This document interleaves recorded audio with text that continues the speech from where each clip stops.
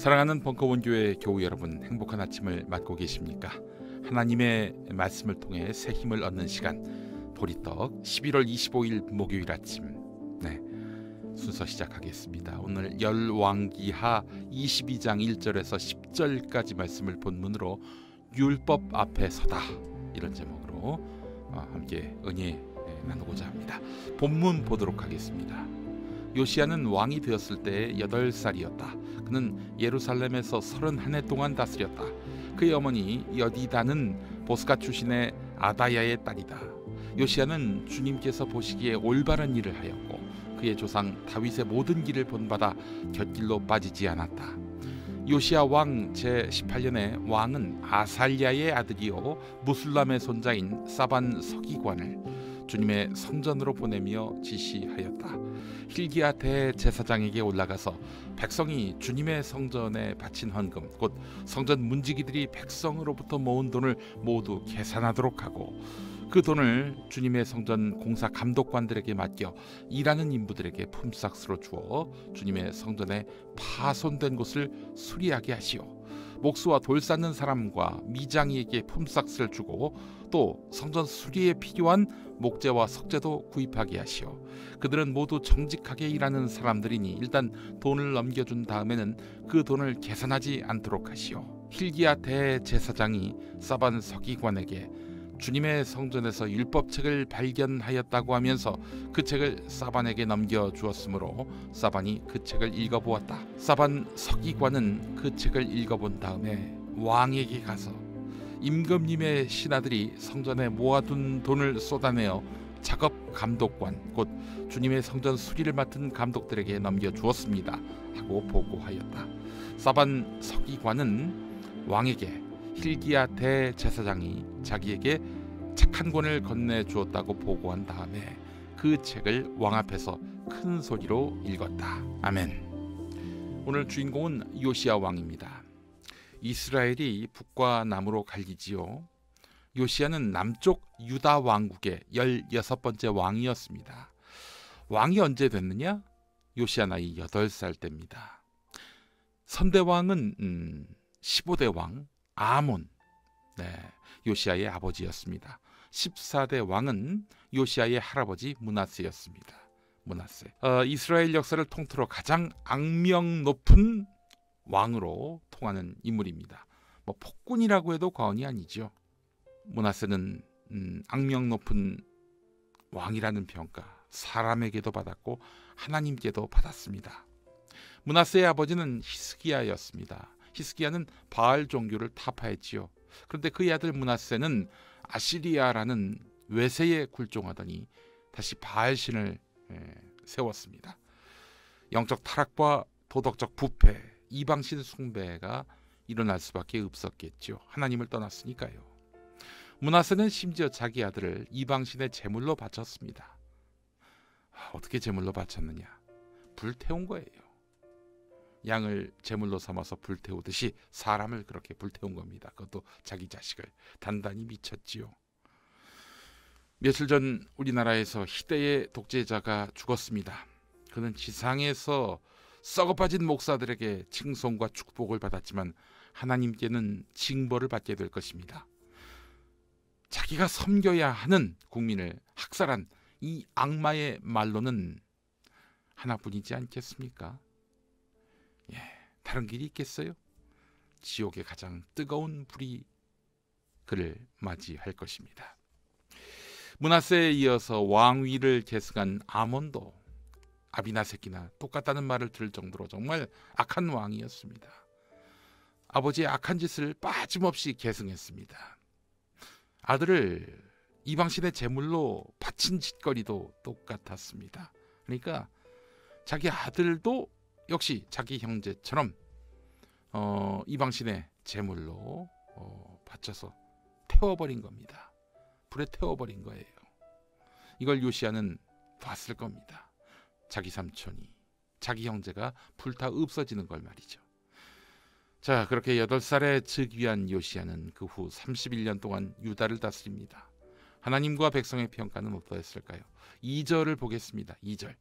요시야는 주님께서 보시기에 올바른 일을 하였고 그의 조상 다윗의 모든 길을 본받아 곁길로 빠지지 않았다.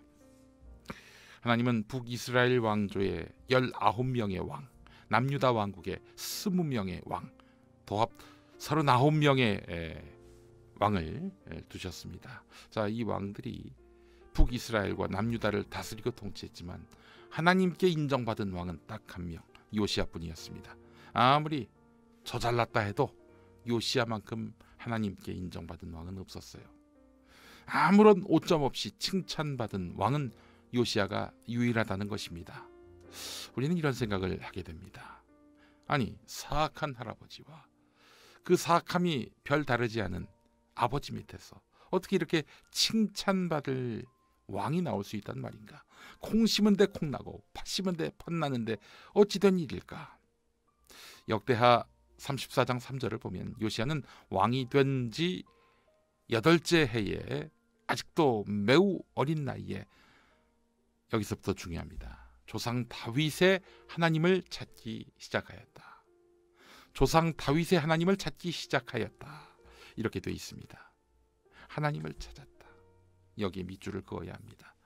8살의 왕이 되고 그로부터 8년이 지난 16살에 비로소 이 요시야는 하나님을 찾기 시작했습니다. 다윗의 하나님, 이스라엘 왕국을 시작하게 하신 하나님, 세상을 창조하신 하나님을 구하기 시작했던 겁니다. 요시야가. 이것이 요시야를 통해서 유다 왕국과 온 이스라엘의 종교 개혁이 가능해졌던 이유였습니다. 하나님을 찾았기 때문에 종교 개혁이 가능했던 것입니다. 요시야는 20살에 이르러 우상을 몽땅 파괴하고 26에 이르러 성전을 회복합니다. 하나님은 마치 화답하듯이 축복하듯이 오늘 본문에 나온 대로 율법 두루마리를 성전 헌금궤 안에서 발견하도록 하십니다. 자, 요시야 왕은 이렇게 해서 성군으로 널리 평가를 받았는데 어떻게 됐나요?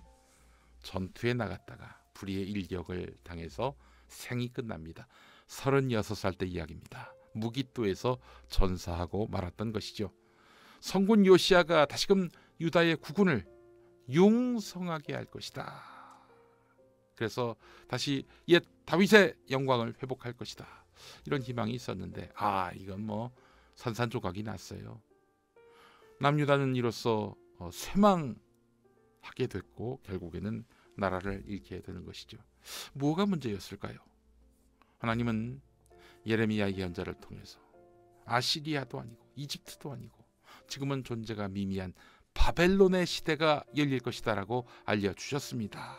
요시야한테. 하지만 요시야는 자신의 경험과 판단을 중요시했던 것이죠. 야, 네가 예언자면 예언자지. 나보다 많이 알아? 나보다 국정을 더 꿰뚫고 있어? 아마 이렇게 얕잡아 봤을 거예요. 그리고 하나님이 아닌 자신을 믿게 된 것이죠.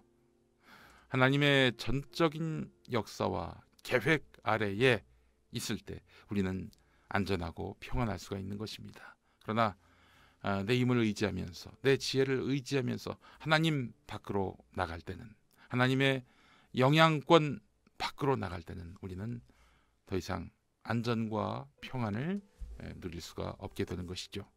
사랑하는 교우 여러분, 예레미야 29장 12절에서 너희가 나를 부르고 나에게 와서 기도하면 내가 너희의 호소를 들어주겠다라고 우리 하나님은 말씀하고 계십니다.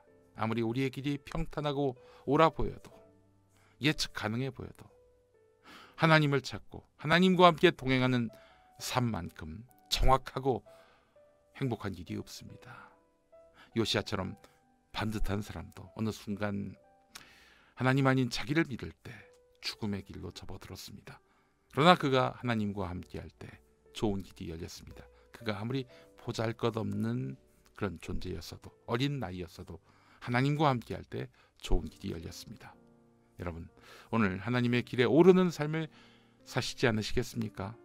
예, 하나님께 의지하고 하나님께 내 자신을 내어받기는 그런 삶을 사시길 바랍니다. 함께 기도하시겠습니다. 하나님 말씀에 비친 우리 모습은 너무나 초라하고 죄로 가득 찼습니다. 아침 이슬로 우리 마음을 정하게 하여 주옵소서. 그리고 주님의 뜻을 따라 주님의 계획대로 움직이는 우리가 되게 하여 주옵소서. 모든 말씀 우리의 작은 신음에도 응답하시는 주 예수 그리스도의 이름으로 기도합니다. 아멘.